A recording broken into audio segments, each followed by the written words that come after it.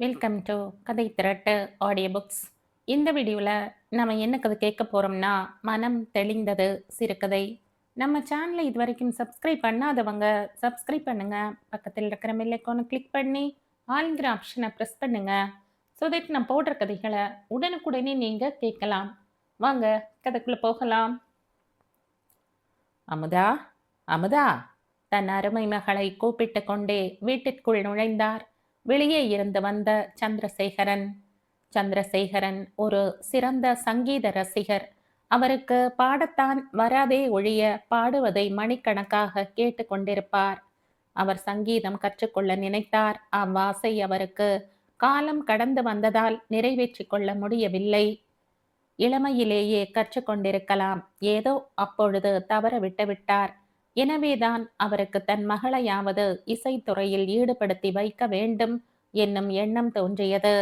அவ்வாசையின் தூண்டுதலின் பேரில்தான் ஒரு பாட்டு வாத்தியாரையும் ஏற்பாடு செய்துவிட்டு வந்திருந்தார். ஏற்பாட்டின்படி நாளை முதல் அமுதாவுக்கு பாட்டு கற்றுக் கொடுக்க பாட்டு வாத்தியார் வருவார். அந்த மகிழ்ச்சிகரமான செய்தியை சொல்லத்தான் தன் மகள் அமுதாவை ஆர்வத்தோடு கூப்பிட்டு கொண்டே வந்தார். ஏம்பா, கூப்பிட்டீங்களா? கை வளைகள் ஒன்றோடு ஒன்று மோதி சப்திக்க உள்ளே இருந்து ஓடி வந்த அமுதாவின் முகத்தில் அப்பா எதற்காக கூப்பிட்டிருப்பார் என்பதை தெரிந்து கொள்ளும் ஆவல் பிரதிபலித்தது. அமுதா பாவாடை கட்டும் 9 வயது சிறுமி. 5வது வகுப்பில் படித்து கொண்டிருந்தாள். நல்ல சூட்டிகையான பெண். அமுதா, நீ பாட்டு சொல்லிக்கிறையா? முகத்தில் ஆர்வம் பொங்க சந்திரசேகரன் அன்பின் குழைவை எல்லாம் கூட்டி வாஞ்சையோடு கேட்டார். பாட்டா? நானா? அமுதாவின் இந்த பதில் சந்திரசேகரனுக்கு பேரதிர்ச்சியை தந்தது. இத்தகைய பதிலை எதிர்பாராத அவருக்கு அப்பதில் கிடுகிடு பாதாளத்தில் திடுதிப்பென்ற தள்ளி விடுகின்ற போது ஏற்படுகின்ற ஒரு பிரம்மையை ஏற்படுத்தியது. அவர் அடைந்த ஏமாற்றத்தை அவர் முகம் பளிங்கு போல எடுத்து காட்டியது. ஏனமதா? தன்னை சுதாரித்து கொண்டு அர்த்தமற்ற இப்படி ஒரு கேள்வியை கேட்டார் சந்திரசேகரன். அவர் தோரணையில் அமுதாவிடமிருந்து அவள் மறுப்பிற்கு காரணம் தெரிந்து கொள்ளும் ஆவல் பளிச்சிட்டது. குழந்தையின் உள்ளமாகிய சுரங்கத்தில் இனம் கண்டு கொள்ள முடியாத எத்தனையோ விருப்பு வெறுப்புகள் பொதிந்து கிடக்கும். அவற்றிற்கெல்லாம் காரண காரியம் ஆராய்ந்து பார்க்கவும் முடியாது. அப்படி இருக்க அப்பாவின் அத்தகைய கேள்விக்கு சிறுமியான அமுதாவா பதில் சொல்ல முடியும்? எனக்கு வேண்டாம்னா வேண்டாம், அவ்வளவுதான். துடுக்கும் முரட்டுத்தனமும் உடைய அமுதாவிடமிருந்து இத்தகைய முரட்டுத்தனமான பதிலைத்தான் எதிர்பார்க்க முடியும். இவ்வாறு சொல்லிவிட்டு பாவாடை ஒருவித ஒழுங்கில் சலக் சலக் என்று சப்திக்க விடுவிடுவென்று அந்த இடத்தை விட்டு அகன்றாள் அமுதா. அவள் செல்வதையே சற்று நாழி வெறித்து பார்த்து கொண்டிருந்தார் சந்திரசேகரன். விளையாட்டு போக்கில் இப்படி சொல்கிறாள், நாளைக்கு பாட்டு வாத்தியார் வந்தால் தானாக பாட்டு கேட்டுக்கொள்வாள் என்று தனக்குள் எண்ணி சமாதானமடைந்தார். அடுத்த நாள் மாலை பாட்டு வாத்தியார் சொல்லி வைத்தபடி வந்துவிட்டார். சந்திரசேகரன் அவரை வரவேற்று உபசரித்தார். பாயை விரித்து அவரை உட்கார செய்துவிட்டு அமுதாவை தேடி அழைத்து வர மேல் மாடிக்கு சென்றார். அமுதா மாடியில் விளையாடிக் கொண்டிருந்தாள். அவள் கவனம் எல்லாம் ஆட்டத்தில் இருந்தது.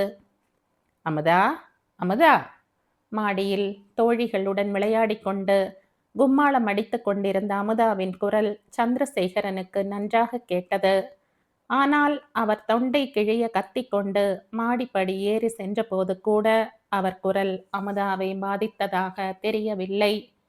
தன் ஆட்டத்தில் அனைத்தையும் மறந்திருந்த அமுதாவுக்கு அவர் குரல் கேட்கவில்லை. தான் கூப்பிட்டது அமுதாவுக்கு கேட்டிருக்காது என்று நினைத்து கொண்ட சந்திரசேகரன் இன்னும் சற்று குரலை உயர்த்தி கூப்பிட்டு கொண்டே மாடிக்கு சென்றார். தோழிகள் புடைசூழ விளையாட்டு மும்முரத்தில் இருந்த அமுதாவுக்கு அப்பொழுது கூட அவர் கூப்பிட்டது காதில் விழவில்லை. சந்திரசேகரனின் குரல் உச்ச ஸ்தாயை அடைந்து இறங்கியது. அப்பொழுது அவர் கழுத்து நரம்புகள் எல்லாம் புடைத்து பருத்தன. அமுதா! விளையாடி கொண்டிருந்த இடத்தையே அடைந்து விட்டார் அவர். அவர் நிலைமையை அவர் முகத்தில் இருந்தே கண்டுகொண்ட தோழிகள், உங்க அப்பாடி என்று எச்சரிக்கை கொடுத்துவிட்டு எல்லோரும் மெல்ல நழுவி விட்டனர். அப்பொழுதுதான் அப்பா வந்திருப்பதை அறிந்து கொள்ள முடிந்தது அமுதாவால். என்னப்பா? தனித்து விடப்பட்ட அமுதா பயத்தோடு மெல்ல கேட்டாள். இத்தனை நாழி கூப்பிட்டது காதல் விடலையா என்ற தன் தொண்டை வறண்டு போக கத்தினதற்கெல்லாம் பழிவாங்கும் பாவனையில் சிம்ம கர்ஜனை புரிந்தார். அமுதா ஒன்றும் பேசாமல் திரு திருவென விழித்து கொண்டிருந்தாள். தந்தையின் இத்தகைய எடுப்பான குரலை தன் குறைந்த கால வயதிற்குள்ளேயே பல முறை கேட்டு கேட்டு அனுபவப்பட்டவள்தான் என்றாலும் ஒவ்வொரு அனுபவத்தின் போதும் அவள் படும் துன்பத்தை சொற்களால் வடித்து காட்ட இயலாது. பாட்டு வாத்தியார் வந்திருக்கார், போய் உட்கார்ந்து பாட்டு கேட்டுக்கோ.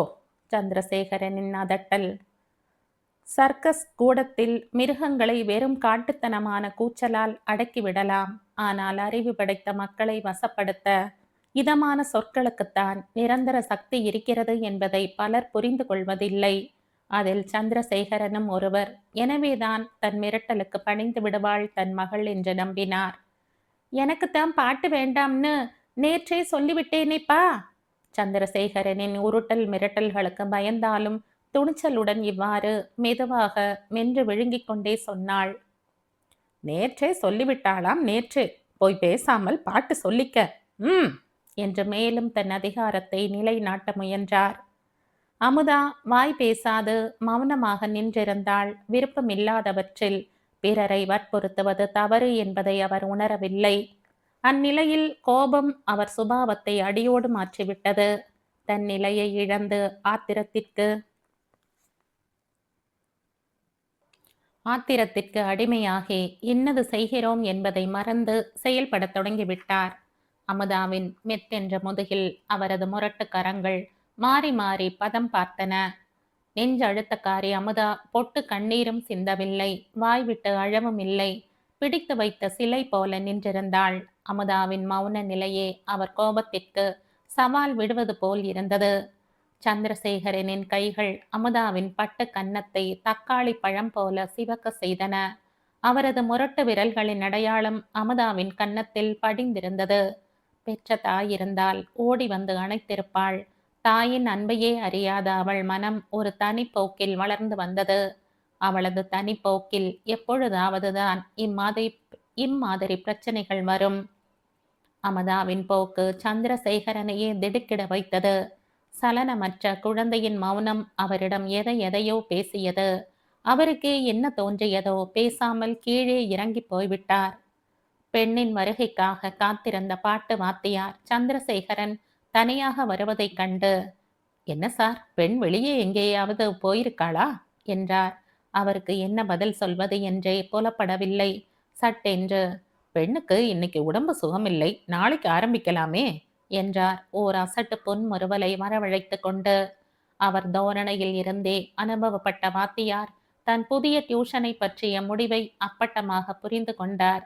சரிங்க, நான் வரேனுங்க என்று பேச்சு முறைக்கு சுரத்தில்லாமல் சொல்லிவிட்டு பாட்டு வாத்தியார் கிளம்பிவிட்டார்.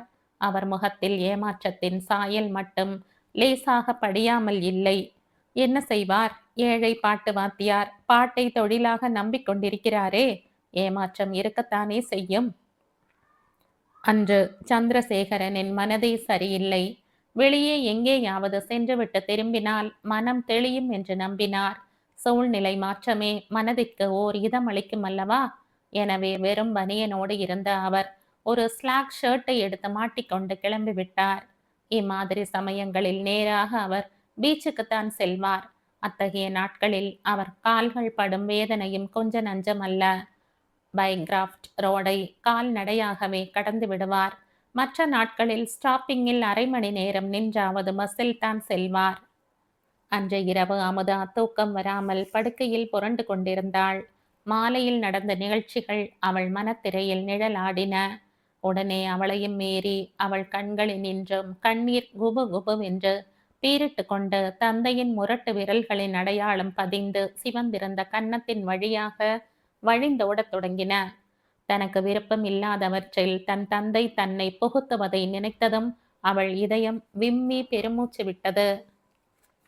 அன்று பாட்டு சொல்லிக்கொள்ள அவள் மறுத்த போது அவள் தந்தை மிருகத்தனமாக கண்மண் தெரியாமல் அடித்ததை நினைத்து கொண்டதும் 2 ஆண்டுகளுக்கு முன் நடந்த ஒரு நிகழ்ச்சி அவள் நினைவு படலத்தில் மெல்ல அலைப்பாய்ந்தது. ஒரு நாள் இரவு ரேடியோ பாடிக்கொண்டிருந்தது. அமுதாவின் அண்ணன் அமலன் ரேடியோவின் முன் அமர்ந்து பாட்டை கேட்டுக் கொண்டிருந்தான். அமுதாவும் ரேடியோவின் அருகில் சென்றாள். அப்பொழுது அவளுக்கு மிகவும் பிடித்தமான பாட்டு ஒன்றை பாடத் தொடங்கியது. தவிர அப்பாட்டை பலமுறை கேட்டிருக்கிறாள் அமுதா. எனவே ரேடியோ பாடுகின்ற பொழுது கூடவே அப்பாடலை தானும் மெல்ல ஹம் பண்ணினாள். ரேடியோவின் பாடலில் ஈடுபட்டு தன்னை மறந்திருந்த அமலனுக்கு அமுதா ஹம் பண்ணி கொண்டிருந்தது வெறுப்பாக இருந்தது. அவன் இயல்பிலேயே முன்கோபக்காரன். அவன் கோபம் அவன் அப்பாவையும் மிஞ்சிவிடும். வெறுப்படைந்த அமலன் தன் தங்கையின் கன்னத்தில் ஓங்கி அறைந்தான். அமுதா திடுக்கிட்டு நிமிர்ந்தாள். சனியன் பிடித்த கழுத, பாட்டு கேட்பதாக இருந்தால் கேட்டுவிட்டு போகாம கூடவே ஏன் பாட ஆரம்பிக்கிற? இனி இம்மாதிரி பாடாதே என்று தன் ஆத்திரம் தீரும் அளவு அமலன் அவள் கன்னத்தில் அறைந்தான். அடியை தாங்க முடியாத அமுதா கேவலுடன், இனிமே பாடவில்லை அண்ணா, பாடவில்லை அண்ணா என்று கதறினாள். சரி, தொலைந்து போ, இனி இந்த பக்கம் தலை காட்டப் போற என்று அச்சுறுத்தி அனுப்பினான்.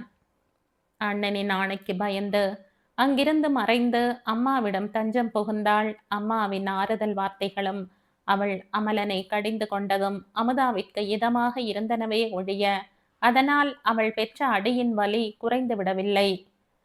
அன்று முதல் அமுதா ரேடியோ அருகில் சென்று பாட்டு கேட்பதும் கிடையாது, பாடுவதும் கிடையாது. அது முதல் பாட்டின் மீதே இன்னதென்று விவரிக்க முடியாத ஒரு வெறுப்பு தோன்றிவிட்டது. இயல்பாகவே பாட்டின் மீது ஒரு பற்று லேசாக இழையோடிக் கொண்டிருந்த அமுதாவிற்கு பாட்டே வெறுத்து விட்டது. பள்ளிக்கூடத்தில் பாட்டு வாத்தியார் சொல்லிக் கொடுத்த பாட்டை மட்டும் விருப்பு வெறுப்பெற்ற முறையில் கடமைக்காக பாடுவாள். பாட்டு ஆசை என்று அவள் உள்ளத்தில் துளிர் விட்ட போதே அவள் அண்ணன் அவ்வாசையை கருக செய்து விட்டான். அமுதாவின் நினைவு படலம் சலனமற்று விளங்கியது. அமுதாவின் உடல் அனலாக கொதித்தது. மாலையில் அவள் பெற்ற பூசை உடம்பிற்கு வேதனை மட்டும் தரவில்லை, காய்ச்சலையும் தந்தது. உடல் வேதனையோடு உள்ளத்து வேதனையும் சேர்ந்து கொண்டது. இத்தகைய வேதனையினால் கண் இமைகள் மூட மறுத்துவிட்டன. படுக்கையில் புரண்டு புரண்டு படுத்தாள். பட்டினியாக படுத்து விட்டதால் பசி வேறு வயிற்றை சுண்டி இழுத்தது. மனசாந்திக்காக கடற்கரை பக்கமாக சென்ற சந்திரசேகரனுக்கு மன அமைதி கிடைக்கவில்லை. மன அமைதி என்பது தேடி சென்று பெறுவது அல்லவே, உள்ளத்தெழுகிற ஓர் அமைதி தானே ஒழிய வேறல்ல. கடல் கொந்தளிப்புடன் அலைகளை கரையில் மோத செய்து கொண்டே இருந்தன. அதை போலவே அவர் மனதில் பல்வேறு வகையான எண்ண அலைகள் தோன்றி தோன்றி மறைந்தன. இயற்கை ஒளி பகல் முழுவதும் பரவி இருந்த நிலை மாறி செயற்கை ஒளி பரவத் தொடங்கியது. மனிதன் சுய முயற்சியால் உண்டாக்கிய வெளிச்சம் ஓரளவு இருளை போக்கியது. வெகு நேரமாகி விட்டதை கூட உணராத அளவுக்கு சந்திரசேகரன் சிந்தனையில் ஆழ்ந்து விட்டார். மகளின் விருப்பத்தை அறிந்தும் வீணாக ஆத்திரத்தில் அப்படி கண்மண் தெரியாமல் முதுகிலும் கன்னத்திலும் தன் முரட்டு கைகளால் அடித்து விட்டதை நினைத்து கொண்டதும் அவர் கண்களினின்றும் கண்ணீர் போல போலவென்று பீரிட்டு கொண்டு அனுபவ ரேகைகள் படிந்த கன்னத்தின் வழியே ஓடி காய்ந்த மணலில் டப் டப் என்று விழுந்தன. அவ்வளவு அடித்ததற்கும் அவள் அழுவாமல் அமைதியாக இருந்த நிலையை எண்ணி பார்த்ததும் அவர் உள்ளத்தை என்னவோ செய்வது போன்ற பிரம்மை உண்டாயிற்று. மீண்டும் மீண்டும் அதே சிந்தனையில் ஈடுபட்டு வேதனை தரும் மனத்தை வேறு வழியில் திருப்ப சடக்கென்று எழுந்து முன்னே விட்டிருந்த மிதியடிகளில் பாதங்களை நுழைத்து கொண்டு ஒட்டி கொண்டிருக்கும் மணலை தட்டி கொண்டே வீட்டை நோக்கி நடந்தார். அவர் துணியில் ஒட்டி கொண்டிருந்த நோய் மணல்கள் தட்டியது முதிர்ந்து விட்டன. ஆனால் நொந்து போன உள்ளத்தை அமைதிப்படுத்த முடியவில்லை. கமலா, அமுதா சாப்பிட்டு விட்டாளா என்று கடற்கரையில் இருந்து திரும்பி வந்ததும் வராததுமாக வாஞ்சையோடு கேட்டார். செருப்பை கூட கழற்றாமல் தன் மனைவியின் தூக்கம் குடிகொண்ட முகத்தை நோக்கி. மாலையில் நடந்த நிகழ்ச்சியை மகள் மூலம் அறிந்து கொண்டாள். எனவே அவர் மீது வெறுப்பு அளவு கடந்து ஏற்பட்டது. ஒன்றும் இல்லாததற்கெல்லாம் அவர் இப்படி பெருசு பண்ணி கை நீட்டி கண்டபடி அடிப்பதை அடியோடு வெறுத்தாள். இது பற்றி அவள் பல முறை நேரிலேயே அவருக்கு எடுத்து சொல்லி இருக்கிறாள். என்றாலும் அவர் தன் சுபாவத்தை மாற்றிக்கொண்டதாக தெரியவில்லை. இது இருவருக்கும் இடையே தீராத பிரச்சனையாக என்றும் இருந்து வருகிறது. எனவேதான் கமலா அவர் கேள்விக்கு பதிலளிக்க விரும்பாமல் ரத்தின சுருக்கமாக, அதென்னமோ சாப்பாடு வேண்டாம் என்று படுத்து கொண்டாள் என்றாள். இத்தகைய பதில் மூலம்தான் அவளால் அவர் மீது வஞ்சம் தீர்த்து கொள்ள முடிந்தது. கமலா தன் மகளின் போக்கை நன்கு அறிந்தவள். இம்மாதிரி சமயங்களில் அவள் போக்குப்படி விட்டு பிடிப்பதுதான் புத்திசாலித்தனம் என்பதை நன்கு அறிவாள். அமுதா இரவில் இம்மாதிரியான சந்தர்ப்பங்களில் சாப்பாடு வேண்டாம் என்றால் யார் வற்புறுத்தினாலும் சாப்பிட மாட்டாள். ஆனால் நேரம் கழித்து பால் மட்டும் சாப்பிட்டு விடுமா, கண்ணு அல்ல என்றாள். அமுதாவும் தன் பிகுவை சற்று தளர்த்தி பாலை வாங்கி குடித்து விடுவாள். அம்முறைப்படி கமலா அமுதாவை உபசரித்து விட்டாள். அன்றும் தன் மனைவியின் பேச்சை கேட்டதும் சந்திரசேகரனின் நெஞ்சம் துணுக்குற்றது. எனக்கு தூக்கம் கண்ணை சுழற்றி கொண்டு வருகிறது. நீங்களே போய் சாப்பாடு போட்டுக்கொண்டு சாப்பிட்டு விடுங்கள். கலத்தை மட்டும் அலம்பி வைத்திருக்கிறேன் என்று கூறிவிட்டு தூக்க மயக்கத்தில் வந்து கதவை திறந்த கமலா போய் படுத்து கொண்டாள் பழையபடியே. கமலா இப்போது முழுகாதிருக்கிறாள். உண்மையிலேயே நல்ல சுபாவம் படைத்த சந்திரசேகரன் தன் மனைவிக்கு எப்பொழுதுமே சலுகைகள் அதிகமாக தருபவர். இம்மாதிரி சமயங்களில் மேலும் அதிகப்படுத்தி விடுவார். அச்சலுகையின் ஆதரவில் தான் கமலா மேற்கண்டவாறு பேசினாள். அதனால் தான் சந்திரசேகரனும் அதை பெரிதாக எண்ணிக்கொள்ளவில்லை. சந்திரசேகரனுக்கு அந்த அகால வேளையில் சாப்பிட வேண்டும் என்று கூட தோன்றவில்லை. நேராக அமுதா படுத்து கொண்டிருந்த படுக்கைக்கு சென்றார். அமுதாவின் கன்னங்கள் நாவற்பழம் போல் கருத்து போயிருந்தது. மங்கிய வெளிச்சத்திலும் நன்கு தெரிந்தது. கன்னங்களில் கண்ணீர் வடிந்து காய்ந்து போன அடையாளங்கள் தெளிவாக தெரிந்தன. கள்ளங்கபடமற்ற அவள் முகம் எவ்வித சலனமும் இன்றி அமைதியாக இருந்தது. அமுதா நன்றாக உறங்கிக் கொண்டிருந்தாள். அப்பொழுது சந்திரசேகரனின் மனம் நெகிழ்ச்சியுற்றது. நெஞ்சை ஏதோ அடைப்பது போன்ற ஒரு உணர்வு உண்டாயிற்று. கண் இமைகள் கண்ணீரால் கனத்தன. அவர் உடம்பு ஒரு முறை சிலிர்த்து அடங்கியது. அப்பொழுது உடம்பில் உள்ள மயிர்கால்கள் எல்லாம் குத்திட்டு நின்றன. அவள் உடம்பை லேசாக தடவி கொடுத்த பொழுது அனலாக கொதித்ததை அறிந்து சட்டென்று திடுக்கிட்டு கையை இழுத்து கொண்டார். அவர் கண்களில் நின்றும் கண்ணீர் துளிகள் பீரிட்டு தலையணை மீது பட் பட் என்று விழுந்தன. மீண்டும் ஒரு முறை தன் விரல்களின் முத்திரை படிந்த கன்னத்தை வாஞ்சை ததும்ப தடவி கொடுக்க நீட்டினார். ஆனால் அவர் திடுக்கிட்டு கையை இழுத்து கொள்ள வேண்டியதாயிற்று.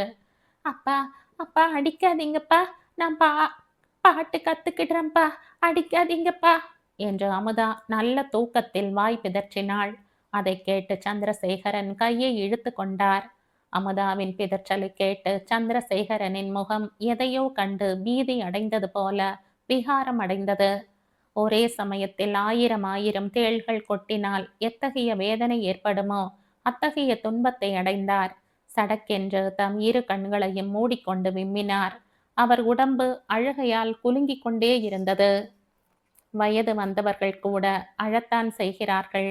அவர்கள் எல்லோர் முன்னிலையிலும் அழ வெட்கப்பட்டு தனிமையில் அழுவார்கள். அப்படித்தான் தனிமையில் இருந்த சந்திரசேகரன் தான் அநியாயமாய் நடந்து கொண்டதற்காக வேதனை குறையும் மட்டும் வாய்ப்பொத்தி அழுது தீர்த்தார்.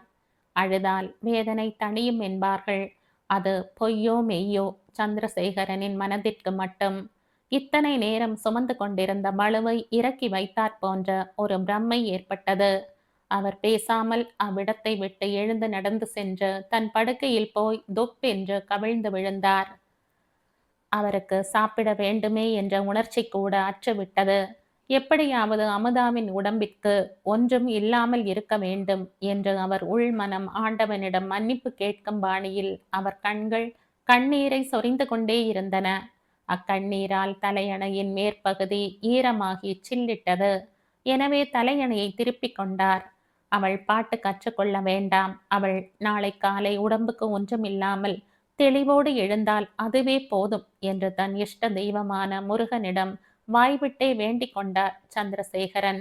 சில சமயம் ஒன்றை கற்றுக்கொள்ள பண நஷ்டமோ மன துக்கமோ அடைய வேண்டியிருக்கிறது. அப்பொழுதுதான் எதையும் நாம் முழுக்க முழுக்க உணர்ந்து கொள்கிறோம். அப்படித்தான் பல வேதனைகளுக்கு பின்னர் சந்திரசேகரன் விருப்பமில்லாதவற்றில் ஒருவரை வற்புறுத்தக்கூடாது என்பதை புரிந்து கொண்டார்.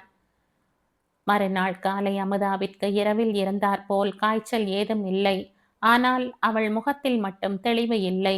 இயல்பாக அவள் முகத்தில் உள்ள வசீகரம் மறைந்து பீதி பிடித்தாற்போல் இருந்தது. அப்பா, இன்னைக்கு பாட்டு வாத்தியார வர சொல்லுப்பா, நான் பாட்டு கத்துக்கிடுறேன் என்று பொழுது விடிந்ததும் விடியாததுமாக எழுந்து தன் அப்பாவிடம் முறையிட்டாள். அவள் கூற்றில் எத்தகைய ஆர்வம் இருந்தது என்பதும் தொனித்தது. அவள் முகம் நிச்சலனமாக இருந்தது. சந்திரசேகரனின் தொண்டையில் ஏதோ அடைத்து கொண்டது போல் பேச முடியாமல் தவித்தார். தன் மகள் எந்த அளவுக்கு பிரச்சனைக்கு ஈடு கொடுத்து வளைந்து வருகிறாள் என்பதை அறிந்ததும் சிறுமியான அவள் முன் தான் நிற்கவும் கூசினார். தடைப்பட்ட நெஞ்சை எச்சில் விழுங்குவது போல விழுங்கி சரி செய்து கொண்டு, அமுதா, நீ நான் சொல்வதற்காகவோ என் சொல்லுக்கு கட்டுப்பட வேண்டும் என்பதற்காகவோ பாட்டு கற்றுக்கொள்ள வேண்டாம். உனக்கு விருப்பமில்லாத துறையில் உன்னை வற்புறுத்த விரும்பவில்லை கண்ணே. உன்னை கட்டாயப்படுத்தியதற்காகவும் உன்னை வேதனைக்குள்ளாக்கினதற்காகவும் தக்க தண்டனையை அடைந்து விட்டேன் கண்ணே. என் மனம் தெளிந்தது என்று கூறினார் சந்திரசேகரன் உற்சாகத்தோடு. அமுதாவின் முகம் கிழக்கு திசையில் சூரியன் தோன்றியதும் உலகை மூடிய இருள் விலகுவது போல ஒளிவிட்டு பிரகாசித்தது. பழைய கலை அமுதாவின் முகத்தில் ஓடியது. புதிய தெம்பில் கூட்டி நின்றும் விடுபட்ட பறவையைப் போல கொதித்து கும்மாளம் போட்டபடியே துள்ளி ஓடினாள் அமுதா. அதை கண்டதும் சந்திரசேகரனின் கண்கள் மகிழ்ச்சியால் கலக்கமடைந்தன.